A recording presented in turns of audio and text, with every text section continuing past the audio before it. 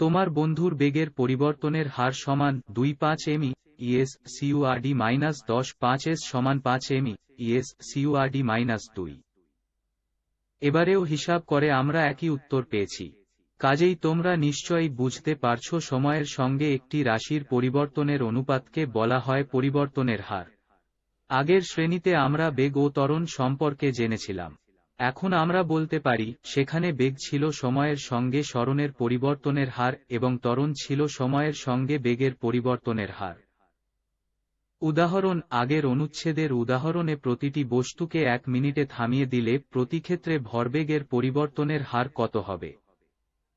সমাধান: ভরবেগ পরিবর্তনের হার সমান আদি ভরবেগ শেষ ভরবেগ অতিক্রান্ত সময়। এখানে বস্তুগুলোকে থামিয়ে দেয়া হচ্ছে, অর্থাৎ শেষবেগ 0, তাই শেষ ভরবেগও 0। সাইকেলের ক্ষেত্রে ভরবেগ পরিবর্তনের হার সমান 750 60 সমান 1.25 কিলোগ্রাম ms। 2 গাড়ির ক্ষেত্রে ভরবেগ পরিবর্তনের হার সমান 20,000 60 সমান 33.33 কিলোগ্রাম ms। 2 হাতে ছোড়া পাথরের ক্ষেত্রে ভরবেগ পরিবর্তনের হার সমান 0.0050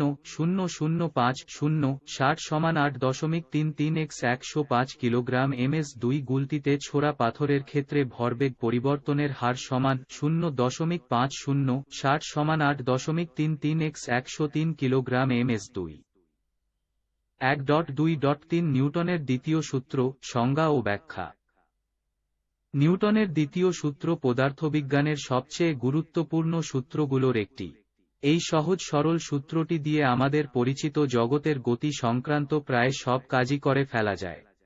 বাচ্চাদের মার্বেল খেলা থেকে শুরু করে মহাকাশগামী রকেট দুটি এই সূত্রটি দিয়ে ব্যাখ্যা করা সম্ভব।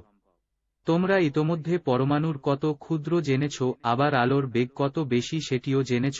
এই দুটি ক্ষেত্রে অর্থাৎ পরমাণুর আকারের সঙ্গে তুলনীয় মাত্রার অতি ক্ষুদ্র দৈর্ঘ্য কিংবা আলোর বেগের সঙ্গে তুলনীয় মাত্রার অতি বৃহৎ গতির ক্ষেত্রে নিউটনের সূত্র কার্যকর হয় না। প্রথম ক্ষেত্রে প্রয়োজন হয় কোয়ান্টাম তত্ত্বের, আর দ্বিতীয় ক্ষেত্রে প্রয়োজন হয় আপেক্ষিক তত্ত্বের। পরের একটি অধ্যায়ে তোমরা এই দুটি বিষয় সম্পর্কেই জানতে পারবে। দৈনন্দিন জীবনে আমরা যেহেতু এর কাছাকাছি মাত্রাতেও যাই না, তাই এদের প্রয়োজনটুকুও আমরা আলাদাভাবে অনুভব করতে পারি না। আমাদের চারপাশের দৃশ্যমান জগতের প্রায় সব কাজকর্মে নিউটনের দ্বিতীয় সূত্র একেবারে নিখুঁতভাবে ব্যবহার করা যায়। নিউটনের দ্বিতীয় সূত্রটি এরকম। শিক্ষাবর্ষ 2024